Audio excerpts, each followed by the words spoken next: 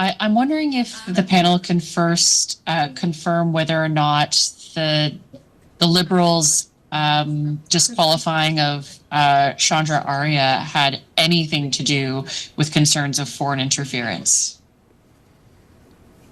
Responses or any of the tickets that you or notices from bylaw? I'm not quite sure who was talking just there. Nicole, we heard the end of your question. Yeah. So okay. That was good. I'm not sure if that's, I'm going to mute myself so that someone can answer. Okay, thanks. Thank you. Thank you so much for the question.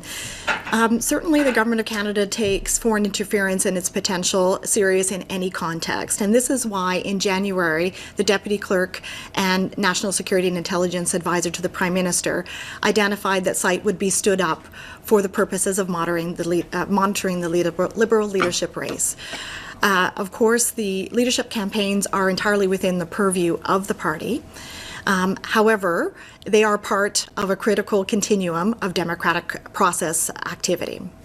So CITE was stood up on the 27th of January, the day that the candidates were determined by the party, and ran our enhanced monitoring, until actually the 16th of March, a week after the determination of the new leader on March 9th.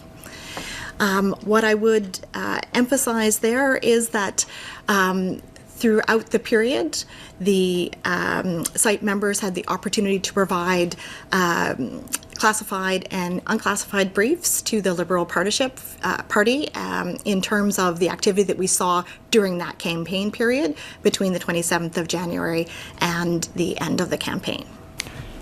I'm just going to ask a final follow-up for clarity on the Chandra Arya element, because it's unclear to me whether you're saying there was a direct linkage between information that CITE provided to the party and Mr. Arya's disqualification, or you're not commenting on that element of it whatsoever.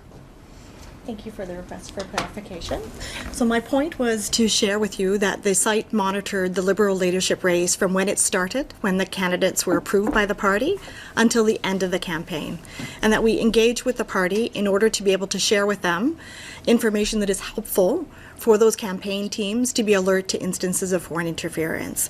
And so the types of briefing that we offered to the campaign teams were related to, as we've discussed today, an awareness of the threat landscape, how candidates could protect themselves, and also importantly that we've not touched on today, how to be able to report events that are possibly foreign interference or threats of violent extremism to CITE.